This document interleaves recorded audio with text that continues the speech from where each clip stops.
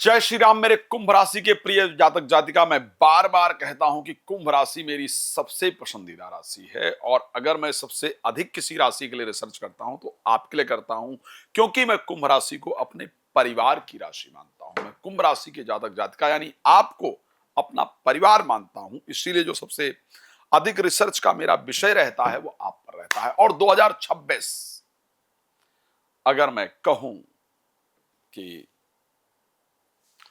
Education, संतान, प्रेम, विवाह के लिए अमृत होगा तो इसमें कोई संशय नहीं है। अगर मैं कहूं कि 2026 स्वप्न को पूरा करने वाला होगा तो इसमें मुझे लगता है गलत नहीं होगा। कैसे आपके सपने पूरे होंगे? आपके मन में मेरे इन शब्दों को सुनकर बहुत सारे सवाल उठ रहे हैं। मैं उस हर एक आपके ब्रेन के सवाल को पढ़ रहा हूं, क्योंकि कुंभ राशि पर अगर कोई इस दुनिया में सबसे ज्यादा रिसर्च करने वाला एस्ट्रोलॉजर है तो मैं करता हूं। मुझे ऐसा लगता है, क्योंकि मैं सबसे पसंदीदा अपनी मानता हूं, मैं इसको अपना परिवार ही मानता हूं। लेकिन आपको एक बात बता दूं, यदि आप चाहते हैं श्रीमद् भागवत कथा करवाना, स्पेशली अपने लिए, परिवार के लिए, और या श्री राम कथा करवाना या श्रीमद् भागवत कथा करवाना, तो आप उसके लिए मुझे संपर्क कर सकते हैं। अगर आप जानना चाहते हैं घर में अशांति क्यों है, दूर ही क्यों नहीं हो रही है, आचार्य जी अगर आए एक बार घर को विजिट करें और देखें, तो अगर आप उसके लिए संपर्क करना चाहते हैं तो कर सकते हैं। अपने क्षेत्र में कुंडली दिखाना चाहते हैं, आपको लगता है कब मैं आपके क्षेत्र में आऊंगा, उस बारे में जानना चाहते हैं तो भी आप मुझे कॉल कर सकते हैं। रात को 9 बजे और दोपहर को 12 बजे मैं लाइव आता हूं। अगर आप लाइव में मेरे साथ जुड़ना चाहते हैं या चाहती हैं, फ्री में बात करना चाहते हैं, या अगर आप कॉल अपॉइंटमेंट लेकर बात करना चाहते हैं तो मुझे कॉल कर सकते हैं। इन सभी विषयों पर आज विस्तार से चर्चा करूंगा। तो कुर्सी की पेटी बांध लीजिए, दिल थाम के बैठ जाइए। अपने बारे में अच्छी चीजें, सावधानी रखने वाली चीजें सब कुछ बताऊंगा। बहुत बार ये विचार उठता है कि साहब, राम की और रावण की तो राशि एक ही थी, डिफरेंस कैसे दोनों में? अगर कृष्ण के और कंस की राशि की बात करें तो राशि तो एक ही थी, डिफरेंस कैसे? एक ही समय पर एक मारता है और दूसरा मरता है। भाई, अब एक मार रहा है, दूसरा मर रहा है, और दोनों की राशि अगर एक थी तो या तो दोनों मरते या दोनों विजयी होते। एक ही जैसा होना चाहिए था ना, लेकिन एक जैसा नहीं हुआ। राम की और रावण की राशि, राम उसी समय पर उसी ग्रह नक्षत्र की परिस्थिति में राजा बनते हैं, और रावण उसी ग्रह नक्षत्र की परिस्थिति में अपना राजकाज खो करके और मृत्यु को प्राप्त करता है ना? तो आखिर ये परिस्थिति है क्या? ऐसा हुआ क्यों? मैं एक आपको आज का जीता जागता उदाहरण दे दूं। भारतीय राजनीति में नरेंद्र मोदी, भारत के प्राइम मिनिस्टर, वृश्चिक राशि। Rahul Gandhi, according to his date of birth, he is also वृश्चिक राशि, scorpion. So both are scorpion, but दोनों वृश्चिक राशि के जातक जातिका हैं। लेकिन उनके जीवन में आप परिवर्तन देखिए। एक व्यक्ति भारत का प्रधानमंत्री, जीरो से उठ करके हीरो तक, और एक व्यक्ति आज की परिस्थिति, फ्यूचर की मैं बात ही नहीं कर रहा, हीरो परिवार में पैदा होकर के अभी की परिस्थिति में एटलीस्ट काफी खराब परिस्थिति, बहुत मेहनत, बहुत भटकाव। तो आखिर ऐसा क्यों होता है कि एक ही राशि में पैदा हुए व्यक्तियों का? तो इसीलिए अब ये आपके मन में प्रश्न उठ रहा है कि साहब, फिर आप कह रहे हैं कि 2026 में एक जैसा होगा, तो फिर एक जैसा होगा कैसे? कहीं ऐसा तो नहीं कि डिफरेंट डिफरेंट होगा और आप अलग बता रहे हैं? तो मैं यही क्लियर करना चाहता हूं। इसलिए मैं कहता हूं कि सबसे प्रिय राशि मानता हूं, सबसे अधिक रिसर्च करता हूं, ताकि हर चीज के डिफरेंस को क्लियर कर सकूं। कैसे आपके साथ वो नहीं होगा जो दूसरे कुंभ राशि के जातक के साथ होगा, कैसे आपके साथ वो नहीं होगा जो दूसरे कुंभ राशि के जातक जातिका के साथ होगा, और आखिर ऐसा क्यों नहीं होगा। छोटा सा उसका एग्जाम्पल, फिर मैं कुंभ राशि के और विषय पर आऊंगा। आपको बताऊंगा कि आप कैसे ये समझ पाएंगे कि आपकी राशि कुंभ है। अगर आपकी राशि सुन लीजिए, सबसे पहले कुंभ राशि के अंतर्गत 3 नक्षत्र आते हैं, जिसमें सतभिषा नक्षत्र पूरा, धनिष्ठा नक्षत्र का 2 चरण। सतभिषा नक्षत्र को लेकर के अगर देखा जाए, धनिष्ठा नक्षत्र के 2 चरण जिसके स्वामी मंगल, सतभिषा नक्षत्र जिसके स्वामी बृहस्पति, चारों चरण, और पूर्वा भाद्रपदा नक्षत्र जिसके स्वामी एक्चुअल में जिसके स्वामी एक्चुअल में अगर देखा जाए तो बुध।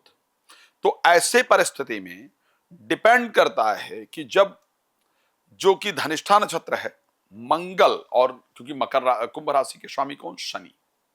शनि और मंगल दोनों का जो मूवमेंट है उससे डिसाइड होगा कि आपका 2026 कैसे जाएगा। यानी आपका जन्म कुंभ राशि में ही हुआ है, लेकिन आपका जो जन्म हुआ है वो धनिष्ठा नक्षत्र में हुआ है। अब धनिष्ठा के स्वामी जो है वो मंगल है। अब मंगल 2026 के मार्च महीने तक अस्त रहेंगे।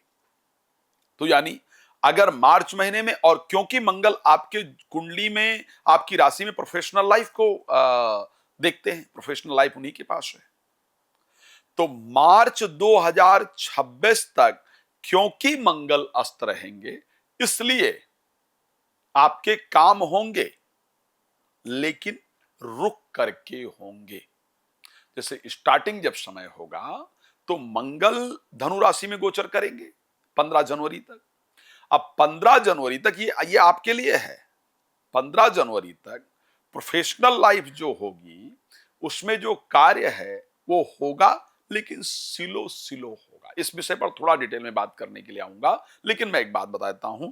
तो कुंभ राशि में भी अलग प्रकार का ये जातक है जिसका जन्म जो है वो धनिष्ठा नक्षत्र में हुआ है, लेकिन उसकी कुंभ राशि है। अब उसको काम करना कैसा पसंद है, उसका जो नेचर है वो बहुत डिफरेंट है। वो किसी की सुनता नहीं है, सुनती नहीं है, कोई आंख दिखाकर जाए वो पसंद नहीं है उसको। वो हमेशा युद्ध के मुद्रा में रहते हैं, युद्ध के लिए हमेशा तैयार रहते हैं, रहती हैं। अगर आपकी है और आपको ऑनेस्टी पसंद है, मतलब मुझे कंफर्म है, मैं अगर जो कहा है वो करूंगा, करूंगी, और मुझे वैसे ही लोग पसंद हैं। अगर किसी का भी छोटा सा धोखा, प्रॉब्लम ये होती है कुंभ के साथ, मैंने देखा है। कुंभ राशि का जातक जातिका मेरी वैसे पसंदीदा राशि नहीं है, इसलिए है कि आप बहुत ऑनेस्ट लोग होते हैं। अपने काम को ऑनेस्टी के साथ करना, सफाई के साथ करना, मेहनत के साथ करना, ध्यान रखना, 100% अपने काम पर देना, यह आपका नेचर होता है। लेकिन जब इसमें मैं रिटर्न की बात करूं तो वो नहीं मिला, मुझे नहीं दिखा। मैंने हमेशा देखा है कि जो अधिकतम चीट किए जाते हैं, जिनको अधिकतम धोखा दिया जाता है, जिनके साथ अधिकतम खिलवाड़ किया जाता है, वो मुझे कुंभ राशि के लोग दिखे हैं। मतलब अचानक अगर किसी की नौकरी चल रही है, अच्छा कर रहा है, कर रही है, उसका एक उम्मीद है कि इस साल मुझे प्रमोशन मिलेगा, लेकिन उसको अचानक कह दिया जाता है कि नहीं, किसी और को प्रमोशन दे दिया गया है, आपकी तो नौकरी भी जा रही है। तो कुंभ राशि का होता है। मुझे इसीलिए कुंभ राशि के लोगों के लिए मैं हमेशा प्रार्थना करता हूं, इसलिए हमेशा ध्यान रखता हूं। जो महिला अपने घर में सभी के प्रति सब कुछ करने के बाद भी ये सुनती है कि जो घर में अशांति चल रही है, दिक्कत चल रही है, तुमने कुछ नहीं किया या प्रॉब्लम तुम्हारे साथ हुई है, वो मुझे कुंभ राशि की दिखती है। इसीलिए मेरी पसंदीदा राशि कुंभ है, क्योंकि मुझे लगता है कि जिनका कोई नहीं हो सकता है, उनका मेरे लिए होना इंपॉर्टेंट है। मैं उनके साथ रहूं, ये इंपॉर्टेंट है।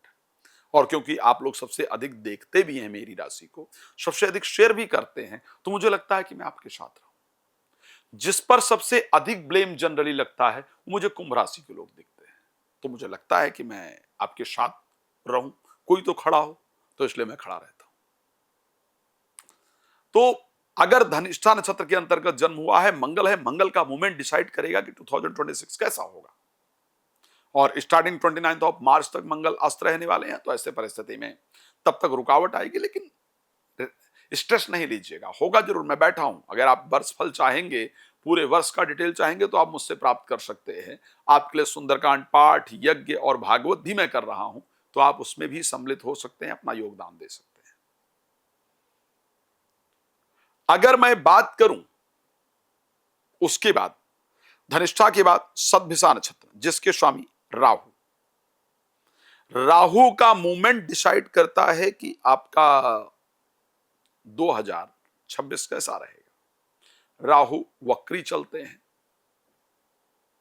शनि आपके राशि स्वामी है, आपका नेचर बिल्कुल डिफरेंट होता है और जनरली चीजें उल्टी बहुत ज्यादा आपके साथ होती हैं। जब आप कुछ अच्छा करने का प्रयास करते हैं तो बुरा हो जाता है, किसी के साथ अच्छाई करने का प्रयास करते हैं, करती हैं, तो उसका बुरा फल जरूर प्राप्त होता है। लेकिन एक बात आपको बता दूं, आप यदि बिजनेस इत्यादि के क्षेत्र में जाना चाहती हैं, तो आपको ऐसे बिजनेस पर फोकस करना चाहिए जो लोगों की नजर में अच्छा ना हो।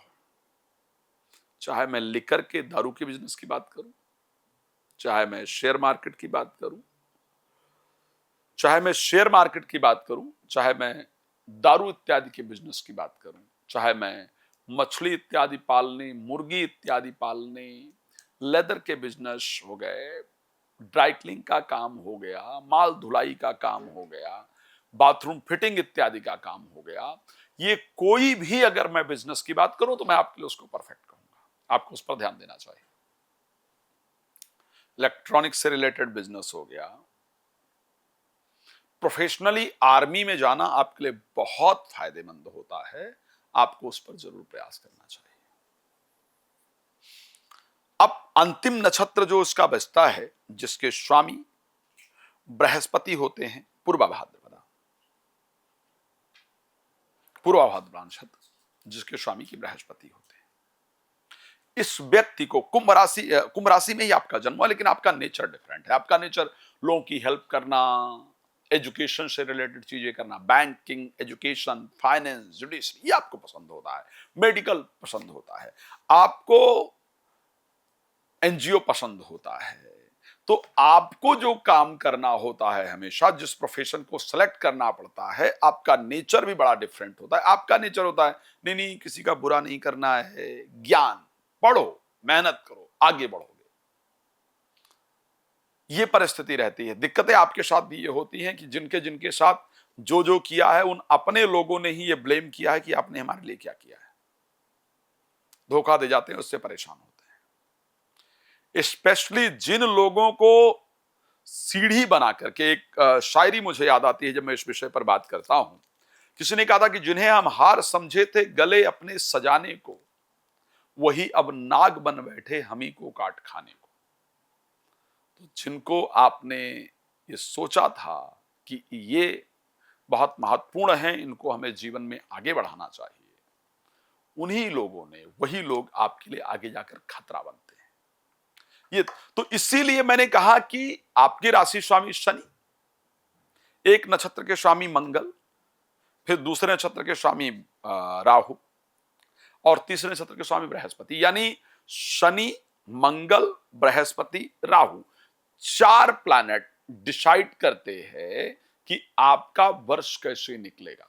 अब जनरली एस्ट्रोलॉजर्स क्या करते हैं, एक चीज को डिसाइड करके आपके बारे में बता देते हैं। अच्छा, एक राशि में 9 चरण, इसको लेकर के मैंने एक वीडियो बनाई है, आई थिंक आपने देखा होगा। आप कैसे पहचाने। अच्छा, कुंभ राशि किनकी होती है उस पर भी थोड़ी जानकारी दे दूं। कुंभ राशि, यदि आपका नाम अक्षर गा से स्टार्ट होता है, गू गे, तो आपकी कुंभ राशि है। यदि आपका नाम अक्षर स्टार्ट होता है सा से, तो आपकी कुंभ राशि है। सा, गा और एक दा भी कुंभ राशि के अंतर्गत आता है। सा, गा और दा, ये 3 अक्षर हैं जो कुंभ राशि के अंतर्गत आते हैं। कैसे पहचाने कि आपकी कुंभ राशि है या नहीं है। अगर आपकी कुंभ राशि है तो ऐसे परिस्थिति के अंतर्गत आप एक चीज देखिएगा, आपके बाल जो है वो जनरली घुंघराले होते हैं। ये कुंभ राशि की पहचान है। आपके बाल जो है वो जनरली घुंघराले होते हैं। अगर आपकी कुंभ राशि है तो आपके पैर में स्पेशली पैर का जो पंजा होता है जिसको हम कहते हैं, मतलब घुटने से नीचे का पार्ट, यहां पर एक तिल का, मस्से का या बचपन में लगी हुई चोट का निशान जरूर होगा। अगर आपकी कुंभ राशि है तो आपका जिस घर के अंदर जन्म हुआ है उस घर में 2 दरवाजे होते हैं। अगर आपकी कुंभ राशि है तो आपके घर के जो मुखिया हैं वो किसी क्षुद्र देवता की उपासना करते थे। जो पूर्वज थे वो क्षुद्र देवता की उपासना। अब ये क्षुद्र देवता का तात्पर्य क्या होता है? क्षुद्र देवता कहते हैं जिसको भगवान की श्रेणी में ना रखा जाए। कोई पीर, कोई फकीर, कोई बाबा, कोई ऐसे जिनको वेदों में भगवान नहीं कहा गया है, लेकिन हमारे घर वाले उनकी उपासना करते थे। कोई थान वगैरह बना रखा है, कोई स्थान, ये पूर्वज करते थे, पक्का ध्यान रखिएगा। अगर आपकी कुंभ राशि है तो ऐसी परिस्थिति में आपके घर के सामने, जहां पर आपका जन्म हुआ था, सामने से एक रास्ता जाता था, जो रास्ता पूरब पश्चिम को जाता था, समझ जाऊंगा, उत्तर दक्षिण को जाता था, उत्तर दक्षिण को जाता था। इस प्रकार की परिस्थिति थी। अगर आपकी कुंभ राशि है तो 2025 में आपको धोखा खाना पड़ा है। अगर आपकी कुंभ राशि है तो 2025 में हाथ में आती आती चीज हाथ से निकल गई है। अगर आपकी कुंभ राशि है तो 2025 में पारिवारिक अशांति का सामना भी करना पड़ा है। अगर आपकी कुंभ राशि है तो जब आप इस कार्यक्रम को देख रहे हैं, इस समय पर जो आपका मुख है वो आपका मुख पूर्व दिशा को या पूर्वोत्तर दिशा को है, जब आप इसको देख रहे हैं। अगर आपकी कुंभ राशि है तो जब आप इस वीडियो को देख रहे हैं तो आप इस समय पर अपने भोजन की तैयारी या कुछ खाने की इच्छा हो रही है, उसके लिए इंतजार कर रहे हैं। ये कुछ कैरेक्टरिस्टिक है जिसके बारे में मैंने बताने का प्रयास किया है।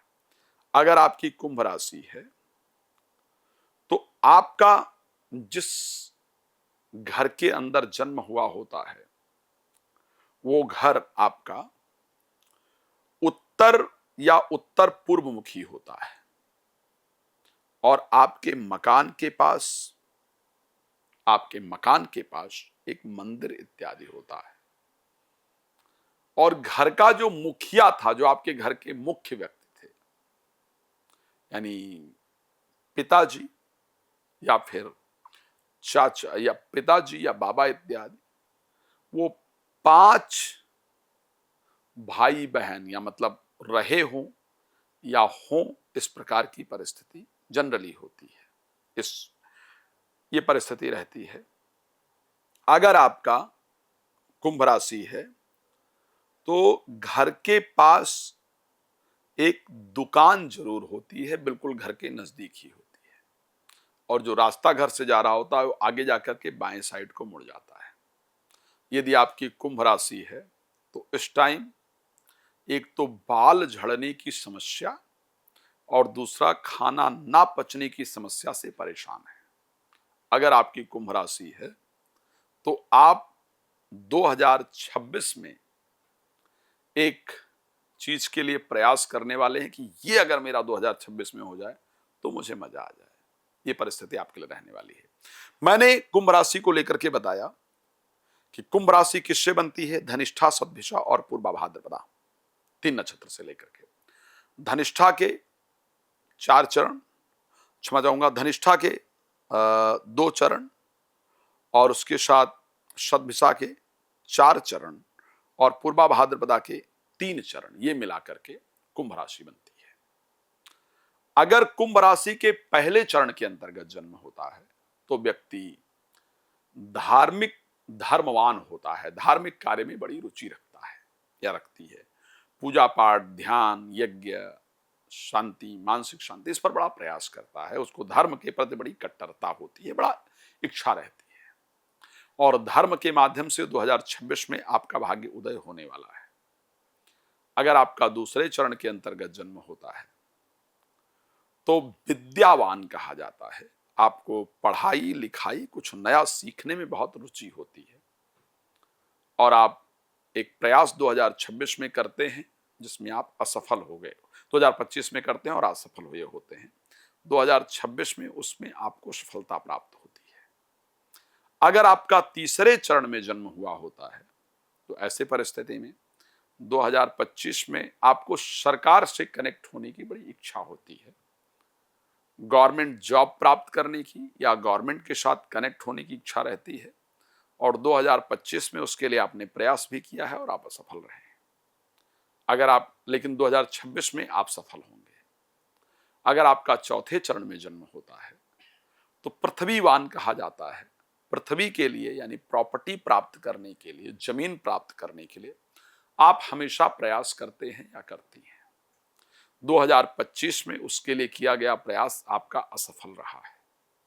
2026 में उसमें जरूर आपको रिजल्ट मिलेगा। पांचवें चरण में अगर जन्म होता है तो फिर फाइनेंस को लेकर के परिस्थिति अच्छी नहीं रहती है। पैसे को लेकर के बहुत संघर्षपूर्ण परिस्थितियां पूरे जीवन रहती हैं।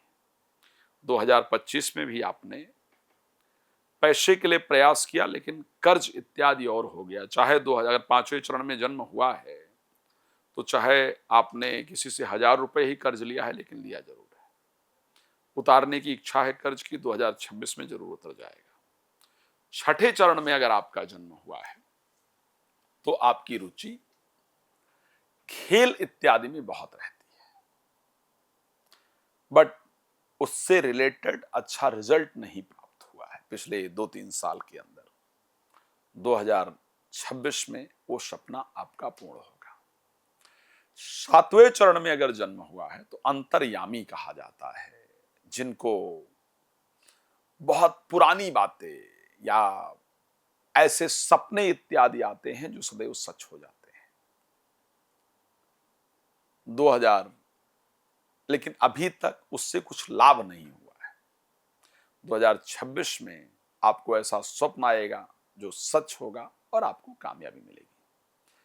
अगर आपका 8वें चरण के अंतर्गत जन्म हुआ है तो आपके लिए एक कार्य है जो 2025 में जिसके लिए परेशान रहे हैं, रुका रहा है, प्रयास किया है, सफलता नहीं प्राप्त हुई है, 2026 में उसमें आपको सफलता प्राप्त हो जाएगी। अगर आपका 9वें चरण में जन्म हुआ है, जीवन साथी को लेकर के मन में अशांति रहती है, जीवन साथी को लेकर के आपकी लाइफ में अनसेटिस्फाई रहते हैं आप या रहती है। 2026 में जीवन साथी से संबंधित जो चीजें चल रही थी, अनसेटिस्फेक्शन जो अभी तक चल रहा था, वो आपका दूर होने वाला ये दिखता है। कुंभ राशि के जातक जातिकाओं को थोड़ा कष्ट होता है कुछ समय पर, वो ध्यान रखना जरूरी है। अगर कुंभ राशि में जन्म हुआ होता है तो जब 11 महीने का अगर कोई बालक बालिका है तो 11वें महीने में उसको कष्ट होता है। 2 मास में सबसे पहले ध्यान रखिएगा, अगर आपका 2 महीने का कोई बालक बालिका है तो 2 महीने में उसको स्वास्थ्य से संबंधित समस्या होती है, उसका ध्यान रखना होता है। अगर आपका कोई बच्चा है कुंभ राशि का तो आप देखेंगे कि 2 महीने का जब वो बालक बालिका था तो उसको प्रॉब्लम हुई थी, ध्यान रखना होता है। कुंभ राशि के जातक जातिका को 11वें महीने में प्रॉब्लम होती है। तो यदि कोई बच्चे का जन्म 2025 में हुआ है जो कि 11 महीने का पूर्ण होने जा रहा है 2026 में, तो कृपया उसके स्वास्थ्य का ध्यान रखिएगा। और अगर कोई बच्चा 2026 में जन्म लेता है और वो 11 महीने का पूर्ण हो रहा है तो प्लीज बी केयरफुल। उसके बाद कुंभ राशि के जातक जातिका को जो प्रॉब्लम होती है वो 11वें वर्ष में होती है। 11वें वर्ष में किसी चीज से गिरने से या चोट लगने से या फिर पानी में डूबने की दिक्कत होती है। तो आपको, अगर आपका बालक बालिका 11 वर्ष के होने जा रहे हैं 2026 में, तो सावधानी रखनी है, पेड़ इत्यादि पर ना चढ़ें या फिर गहरे जल इत्यादि में स्नान करने ना जाएं, यह आपको विशेष ध्यान रखना है। अगर कुंभ राशि के जातक जातिका को जो और दिक्कत देखी गई है वो देखा गया है कि जब उम्र हो 20 वर्ष, 20वां वर्ष कष्टप्रद होता है। अगर आप 20 वर्ष के हैं तो दुर्घटना होने के चांस बहुत ज्यादा रहते हैं। वाहन इत्यादि सावधानी के साथ चलाएं। रास्ते में चलते हुए एयरफोन इत्यादि का प्रयोग ना करें और जल्दबाजी में आकर के, क्रोध में आकर के कोई काम आपको नहीं करना है। साथ में कुंभ राशि के जातक जातिका की जो मैरिज का विशेष संयोग रहता है वो 25वें 27वें वर्ष में, 25वें 27वें 33वें और 35वें वर्ष में होता है। तो अगर आप इस एज में हैं तो आप मैरिज के लिए अपने आप को तैयार कर लीजिए। मैरिज में जो प्रॉब्लम आती है विशेष रूप से कुंभ राशि के जातक जातिका को, वो 31वें वर्ष में, 36वें वर्ष में, 38वें वर्ष में और 42वें वर्ष में आती है। तो इस समय के अगर आप 2026 में हो रहे हैं तो आपको विशेष ध्यान रखने की आवश्यकता होती है। खास करके अब 2026 में आपके लिए और क्या क्या खास रहने वाला है उस पर थोड़ी आपको चर्चा कर लेते हैं। आपके राशि स्वामी आप जानते हैं कि शनि है। शनि इस समय पर आपके सेकंड हाउस यानी मीन राशि में गोचर कर रहे हैं। कोई खास मूवमेंट 2026 के अंदर उनका नहीं होने जा रहा है। शनि का जो मूवमेंट है आपके लिए, जो इंपॉर्टेंट प्लैनेट है मैंने उनको बता दिया है। शनि का मूवमेंट सिर्फ 2 है। 27 जुलाई को वक्री होंगे और 11 दिसंबर को मार्गी होंगे। 27 जुलाई को आपके जीवन के अंतर्गत वक्री होने से एक विशेष परिवर्तन देखने को मिलेगा और दिसंबर में एक विशेष परिवर्तन देखने को मिलेगा। लेकिन एक इंपॉर्टेंट प्लैनेट जिनकी मैंने चर्चा की थी, जो आपके नक्षत्र के पहले यानी धनिष्ठा नक्षत्र के स्वामी है, और वो है मंगल, जो आपकी प्रोफेशनल लाइफ को डिसाइड करते हैं। उससे पहले मैं आपको बता दूं, क्योंकि वर्ष के प्रारंभ में राजयोग 11th हाउस में बनेगा और उसकी दृष्टि पंचम भाव में होगी, तो 2026 में जून से पहले अगर आप संतान को लेकर के परेशान हैं, संतान की प्राप्ति नहीं हो रही है, या संतान के जीवन के लिए आप कुछ करना चाहते हैं, करना चाहती हैं और वो नहीं हो रहा है, तो संतान की प्राप्ति, संतान के विचारों में परिवर्तन, बच्चों का सपोर्ट आपको, ये जून से पहले आपको जरूर प्राप्त होने जा रहा है। अगर आप एजुकेशन के लिए प्रयास कर रहे हैं, कर रही हैं, और एजुकेशन में वो नहीं प्राप्त हो रहा है जो आप चाहते हैं या चाहती हैं, तो ये आपका 2026 में जून से पहले आपके एजुकेशन को लेकर के बहुत अच्छे रिजल्ट हैं। अगर आप अकेले हैं, सिंगल हैं और इच्छा है या खालीपन जीवन के अंदर महसूस हो रहा है और आपकी इच्छा है कि कोई बेहतर मेरे जीवन में आए, काश कोई, हाँ ऐसे गाना है ना कुछ, काश कोई ऐसा मेरी जिंदगी में आए बात बन जाए, तो जो बात बनने वाली परिस्थिति है वो 2026 में आपके साथ होने जा रही है। बिफोर जून कोई आपकी लाइफ में आएगा जिसके साथ आपकी बात जरूर बन जाएगी। अब 2026 में ये तो बहुत खास होने वाला है, लेकिन कुछ और भी है जिसको ध्यान देंगे। 2026 में जून के बाद आपका मोटापा बढ़ना शुरू होगा और ये अक्टूबर तक रहेगा। इस समय तक इसको कंट्रोल करना मुश्किल होगा, ध्यान रखना होगा। 2026 में दिसंबर महीने तक आपको अपने पर्सनल लाइफ यानी मैरिड लाइफ पर बहुत ध्यान रखना होगा। लेकिन एक तो 2026 के दिसंबर अक्टूबर के बाद दिसंबर महीने तक आपकी मैरिज भी हो जाएगी, इस प्रकार की परिस्थिति दिखती है। 2026 में एक ऐसा समय आएगा जब ऐसा दिखेगा कि हमारी रिलेशनशिप बिल्कुल टूट गई है, लेकिन उसके बाद बृहस्पति के अक्टूबर में आते ही वो दोबारा कनेक्ट हो जाएगी, दोबारा आपका रिलेशन बेहतर हो जाएगा। 2026 में स्टार्टिंग से लेकर के 15 जनवरी तक का जो समय आपके लिए रहेगा, इस समय में जो आपने काम किया है उसका पैसा आपको आपके जीवन में जरूर मिलेगा। लेकिन आज काम किया है, कोई डील इत्यादि है, तो कल हो परसों हो, थोड़ा डिले हो करके मिलने वाली है। ये रहेगा आपका 15 जनवरी तक। 15 जनवरी से लेकर के 23 फरवरी तक, ये विशेष आपको ध्यान रखने की जरूरत है। 15 जनवरी से 23 फरवरी तक आप कोर्ट कचहरी से रिलेटेड मामलों में लगे रहेंगे। काम में जो दिक्कतें चल रही हैं उनको सुधारने में आप लगे रहेंगे। नया काम इत्यादि इस समय पर स्टार्ट करना ठीक नहीं होगा। बड़ा पैसा इत्यादि इस समय पर इन्वेस्ट करना बेहतर नहीं होगा। अगर इस समय पर बड़ा पैसा इत्यादि इन्वेस्ट करते हैं तो उससे हमें फायदा ना हो करके बल्कि नुकसान हो, इस प्रकार की परिस्थिति नजर आती है। तो बड़ा पैसा इत्यादि इन्वेस्ट करने से हमको बचने की जरूरत है। काम पर मानसिक मेहनत, शारीरिक मेहनत, प्लानिंग को लेकर के काफी काम कीजिएगा, लेकिन इस समय पर स्पेशली पैसा नहीं लगाइएगा। पर हाँ, काम को लेकर के, विदेश से संबंधित जो कार्य हैं उसको लेकर के इस समय पर आप बिजी रहने वाले हैं।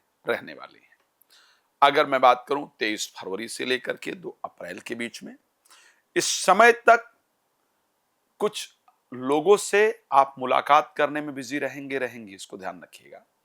प्रतिष्ठित लोगों से, सम्मानीय लोगों से, अच्छे लोगों से मुलाकात करने के लिए व्यस्त रहेंगे, लेकिन इसी समय पर दिमाग में बहुत सारा फ्रस्ट्रेशन, बहुत सारा गुस्सा और बहुत सारा अशांति भी रहेगा।